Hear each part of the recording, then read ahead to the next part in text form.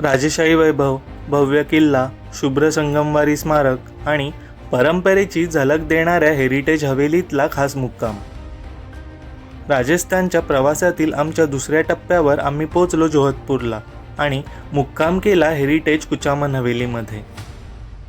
भेट देतोय दिमागदार मेहरनगढ़ फोर्टला आणि शांत सुंदर जसवंत थडा अनुभवतोय. मागील भागात आपण अनुभवली सुवर्णनगरी जैसलमेर, भव्य किल्ला, अप्रतिम हवेल्या आणि प्राचीन जैन मंदिर. त्या राजेशाही आणि आध्यात्मिक प्रवासाची पुढची पायरी जोधपूर. चला सुरू करूया आमचा जोधपूर प्रवास.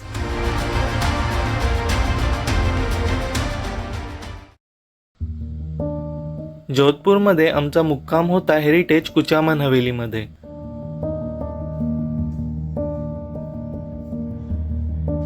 राजस्थानची वास्तुकलेची झलक देणारी ही हवेली निया शहराच्या मध्यभागी उभी असलेली एक नॉस्टॅल्जिक जागा.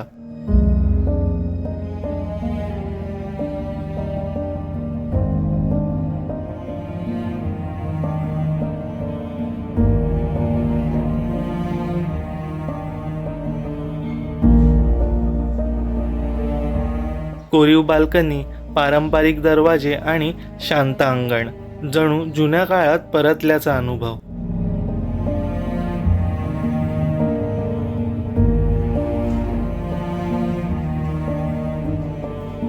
रूममध्ये पारंपरिक सजावट आणि आधुनिक सोयींची सुंदर मिलाफ. हेरिटेज लुक कायम ठेवत आरामदायी मुक्कामाची उत्तम व्यवस्था. हवेलीच्या टेरेसवरून दिसणारा निळसर जोधपूर शहर, दूरवर दिसणारा भव्य मेहरनगढ़ फोर्ट आणि शुभ्र संगमवारी जसवंत थडा. यानंतर आम्ही पोचलो जसवंत थडा येथे. 1899 मध्ये महाराज जसवंत सिंग तृतीय यांच्या स्मरणार्थ बांधलेले हे स्मारक. शुभ्र संगमवारी रचना इतकी सूक्ष्म की सूर्यप्रकाशात ती चमकत असल्यासारखी भासते. आतल्या भागात राजघराण्यांच्या चित्रांमधून इतिहास जिवंत होतो.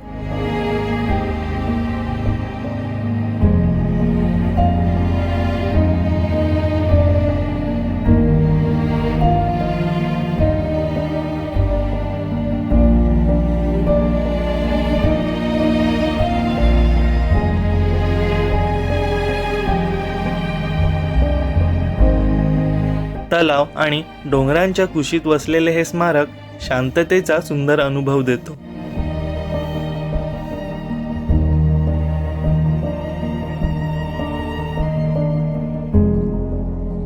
जसवंत थड्याच्या बागेतून दिसणारा भव्य मेहरनगढ़ फोर्ट, जोधपूरचा अभिमान. 1459 मध्ये राव जोधा यांनी उभारलेला हा किल्ला भारतातील सर्वात विशाल आणि भव्य किल्ल्यांपैकी एक. त्याच्या प्रचंड दरवाजातून आत जाताना इतिहासाची जाणीव अधिकच गडद होते.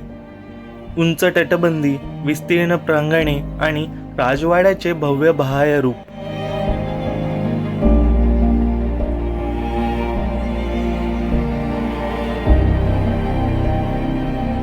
किल्ल्याच्या प्रत्येक भागातून मारवाडच्या इतिहासाच्या कथा जिवंत होताना जाणवतात. आतल्या राजवाड्यांची भव्यता आणि संग्रहालयातील जतन केलेला वारसा त्या काळातील राजेशाही जीवनाची झलक दाखवतात.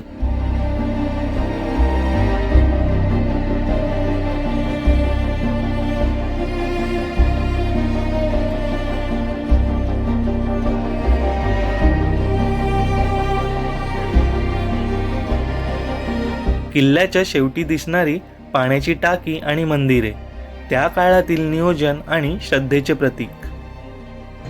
त्यानंतर आम्ही पोहोचलो ऐतिहासिक मंडोर गार्डनमध्ये. हिरव्यागार बागा, प्राचीन स्मारक आणि शांत वातावरण यामुळे हे ठिकाण खास वाटतं. टॉय ट्रेनमधून प्रवास करत आम्ही पोहोचलो कालाघोरा भैरोजी मंदिराला. स्थानिकांच्या श्रद्धेचं केंद्र असलेलं हे मंदिर साधेपणातही एक वेगळी आध्यात्मिक ऊर्जा अनुभवायला मिळते. संध्याकाळ होताच मंडोर गार्डनमध्ये सुरू झाला लाईट अँड साऊंड शो. या शोमध्ये जोधपूरच्या इतिहासाची आणि मारवाडच्या राजघराण्याची कथा जिवंत होते. प्रकाश, संगीत आणि निवेदन यांच्या सुंदर संगमातून इतिहास जणू आपल्या डोळ्यांसमोर उभा राहतो. Subedar Zafar Khan of Gujarat had taken Mandor and Nagaur under his control due to the weak Sultanate of Delhi. My boundaries were taken over by Turks instead of Parihars. Aiba Khan, the Hakim of Zafar Khan, was the commander of Mandor fort, who used to display his fearless, courageous Hema Gehlot, and all the brave are remembered. Baba Bhairanath Ji is worshipped, with whose blessings Veer was victorious. Even after the Mandor conquest, Inda Parihar remained. जोधपूरचा निरोप घेत आम्ही निघालो पुढच्या प्रवासाला आणि वाटेत भेट दिली अप्रतिम रणकपूर जैन टेम्पलला. संगमवारी कोरीव कलेचा अद्भुत नमुना. जोधपूरच्या राजेशाही आठवणी मनात साठवत आम्ही निघालो पुढच्या प्रवासाला. पुढचं डेस्टिनेशन तलावांचे शहर उदयपूर. भव्य महालांची दिमागदार झलक आणि संग्रहालयातील समृद्ध इतिहासाचा अनुभव, तसंच प्राचीन मंदिराच्या भिंतींवरील अप्रतिम कोरीव काम, निसर्गरम्य बागा आणि डोंगरांवर वसलेला भव्य किल्ला, पाण्याखालील जगाचा सुंदर अनुभव आणि झूमधील काही रंजन झलक. उदयपूरची ही सुंदर सफर पाहूया पुढील भागात.